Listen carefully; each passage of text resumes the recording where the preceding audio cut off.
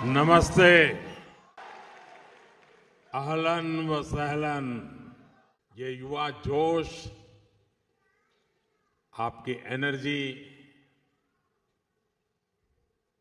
यहां का पूरा एटमॉस्फेयर चार्ज हो गया है।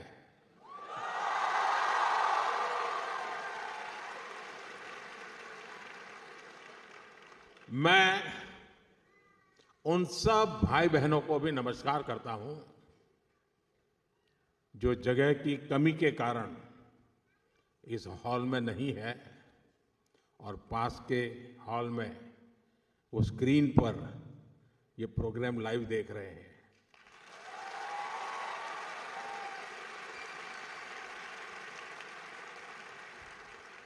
अब आप कल्पना कर सकते हैं, यहां तक आए और अंदर नहीं आ पाए तो उनके दिल में क्या होता होगा। साथियों, मैं मेरे सामने एक मिनी इंडिया देख रहा हूं। साथियों, आज हम एक फैमिली की तरह इकट्ठे हुए हैं। आज हम अपने देश को, अपनी टीम इंडिया को सेलिब्रेट कर रहे हैं। साथियों, भारत में हमारी डायवर्सिटी हमारी संस्कृति का मजबूत आधार है। हमारे लिए हर दिन एक नया रंग लेकर के आता है। हर मौसम एक नया उत्सव बन जाता है। हर परंपरा एक नई सोच के साथ आती है। और यही कारण है कि हम भारतीय कहीं भी जाएं, कहीं भी रहे, हम डायवर्सिटी का सम्मान करते हैं। हम वहां के कल्चर, वहां के नियम कायदों के साथ घुल मिल जाते हैं। ओमान में भी मैं आज यही होते हुए अपने आंखों के सामने देख रहा हूं।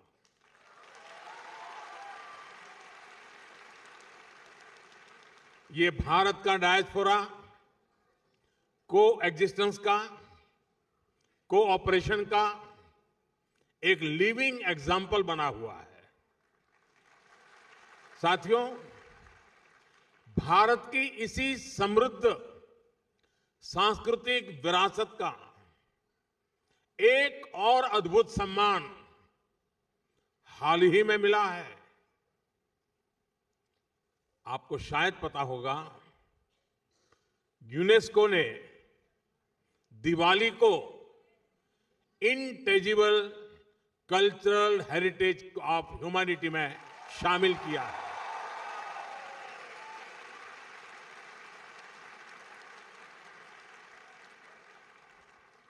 अब दिवाली का दिया हमारे घर को ही नहीं, पूरी दुनिया को रोशन करेगा।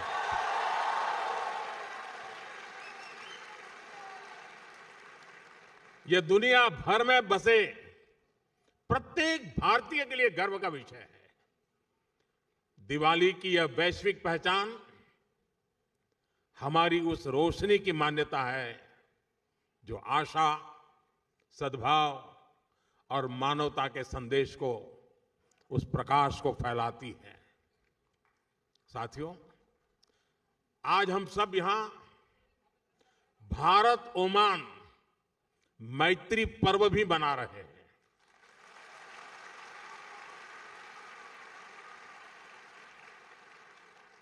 मैत्री यानी एम से मैरीटाइम हेरिटेज, ए से एस्पिरेशंस, आई से इनोवेशन, टी से ट्रस्ट एंड टेक्नोलॉजी, आर से रिस्पेक्ट,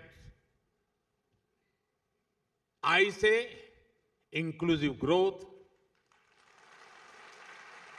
यानी ये मैत्री पर्व हम दोनों देशों की दोस्ती, हमारी शेयर्ड हिस्ट्री और प्रॉस्परस फ्यूचर का उत्सव है।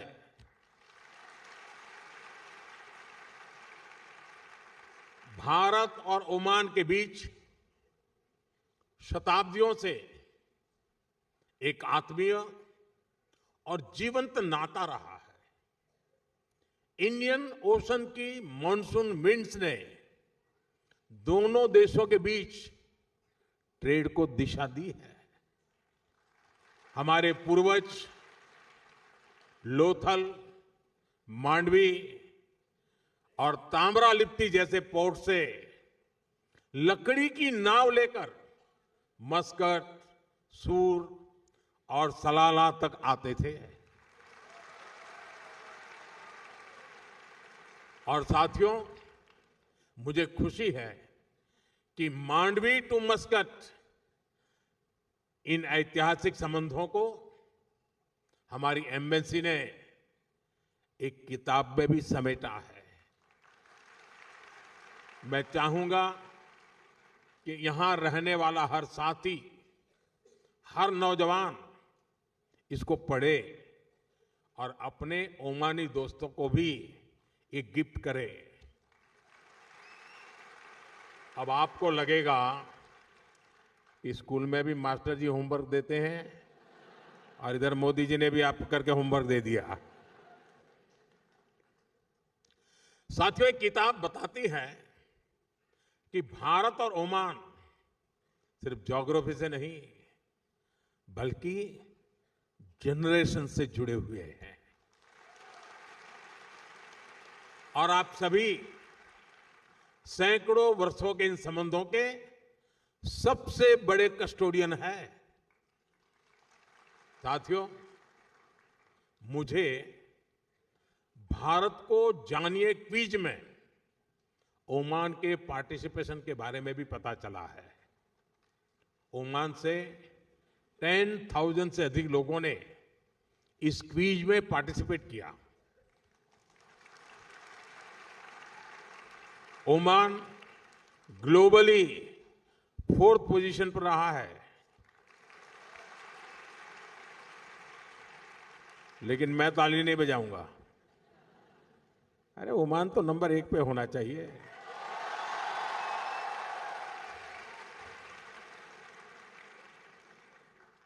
मैं चाहूंगा कि ओमान की भागीदारी और अधिक बढ़े, ज्यादा से ज्यादा संख्या में लोग जुड़े। भारतीय बच्चे तो इसमें भाग जरूर लें। आप ओमान के अपने दोस्तों को भी इस क्विज का हिस्सा बनने के लिए मोटिवेट करें। करेंगे? दम नहीं है आपकी आवाज में? जरा हाथ ऊपर करके बताइए, करेंगे? हर एक के हाथ ऊपर नहीं हुए। साथियों, भारत और ओमान के बीच जो रिश्ता ट्रेड से शुरू हुआ था, आज उसको एजुकेशन सशक्त कर रही है। मुझे बताया गया है कि यहां के भारतीय स्कूलों में करीब 46,000 स्टूडेंट्स पढ़ाई कर रहे हैं। इसमें ओमान में रहने वाले अन्य समुदायों को भी हजारों बच्चे शामिल हैं। ओमान में भारतीय शिक्षा के 50 वर्ष पूरे हो रहे हैं। ये हम दोनों देशों के संबंधों का एक बहुत बड़ा पड़ाव है। साथियों, भारतीय स्कूलों की ये सफलता His Majesty the late Sultan Qaboos के प्रयासों के बिना संभव नहीं था।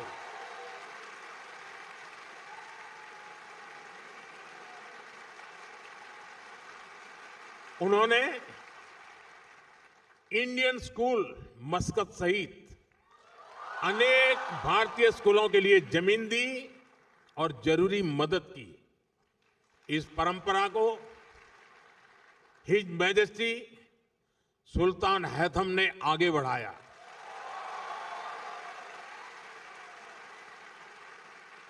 वे जिस प्रकार यहां भारतीयों का सहयोग करते हैं, संरक्षण देते हैं, इसके लिए मैं उनका विशेष तौर पर आभार व्यक्त करता हूं।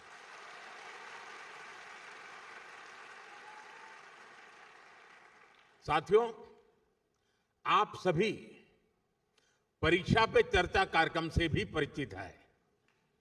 यहां ओमान से काफी सारे बच्चे भी इस प्रोग्राम से जुड़ते हैं। मुझे यकीन है यह चर्चा आपके काम आती होगी। पेरेंट्स हो या स्टूडेंट्स, सभी को स्ट्रेस फ्री तरीके से एग्जाम देने में हमारी बातचीत बहुत मदद करती है। साथियों, ओमान में रहने वाले भारतीय अक्सर भारत आते जाते रहते हैं। आप भारत की हर घटना से अपडेट रहते हैं, सिर्फ फिल्में नहीं, मूवी नहीं।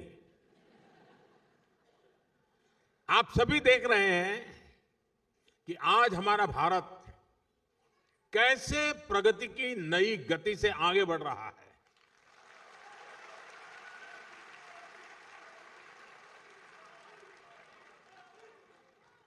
भारत की गति हमारे इरादों में दिख रही है, हमारी परफॉर्मेंस में नजर आती है। कुछ दिन पहले ही इकोनॉमिक ग्रोथ के आंकड़े आए हैं और आपको पता होगा भारत की ग्रोथ 8% से भी अधिक रही है।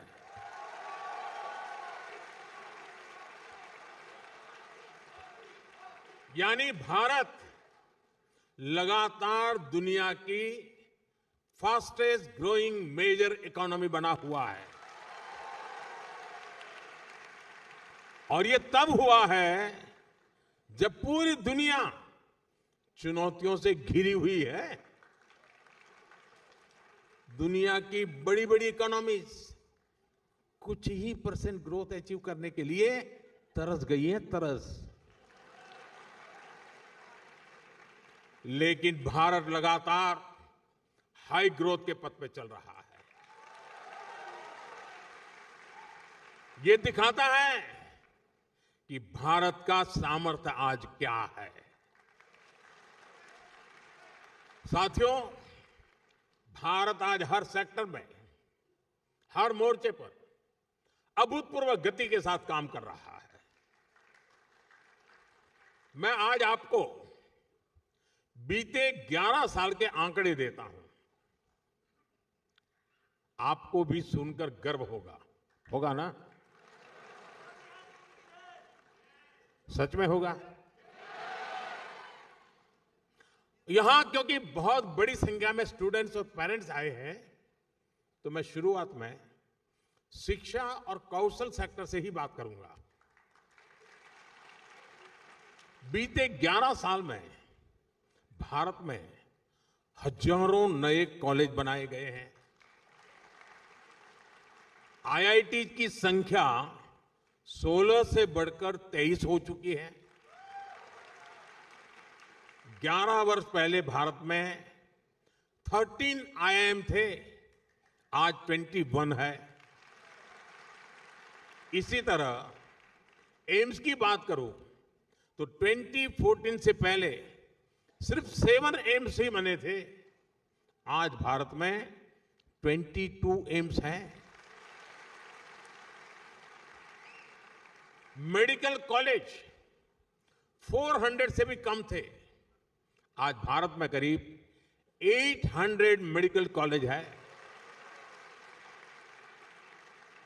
साथियों, आज हम विकसित भारत के लिए अपने एजुकेशन और स्किल इकोसिस्टम को तैयार कर रहे हैं। न्यू एजुकेशन पॉलिसी इसमें बहुत बड़ी भूमिका निभा रही है। इस पॉलिसी के मॉडल के रूप में 14,000 से अधिक 14,000 से ज्यादा पीएम श्री स्कूल भी खोले जा रहे हैं। साथियों, जब स्कूल बढ़ते हैं, कॉलेज बढ़ते हैं, यूनिवर्सिटीज बढ़ती हैं, तो सिर्फ इमारतें नहीं बनती, देश का भविष्य मजबूत होता है। साथियों, भारत के विकास की स्पीड और स्केल शिक्षा के साथ ही अन्य क्षेत्रों में भी दिखती है।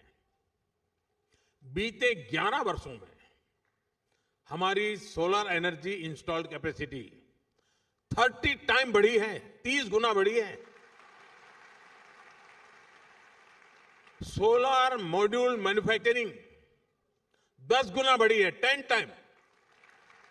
यानी भारत आज ग्रीन ग्रोथ की तरफ तेजी से कदम आगे बढ़ा रहा है। आज भारत दुनिया का सबसे बड़ा फिनटेक इकोसिस्टम है।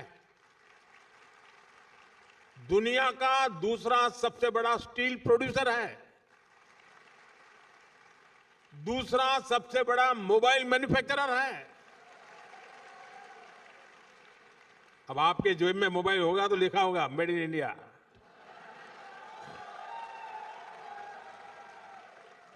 साथियों, आज जो भी भारत आता है तो हमारे आधुनिक इंफ्रास्ट्रक्चर को देखकर हैरान रह जाता है। ये इसलिए संभव हो पा रहा है क्योंकि बीते 11 वर्षों में हमने इंफ्रास्ट्रक्चर पर 5 गुना अधिक निवेश किया है, 5 टाइम मोर। एयरपोर्ट की संख्या डबल हो गई है। आज हर रोज पहले की तुलना में डबल स्पीड से हाईवे बन रहे हैं। तेज गति से रेल लाइन बिछ रही है। रेलवे का इलेक्ट्रिफिकेशन हो रहा है।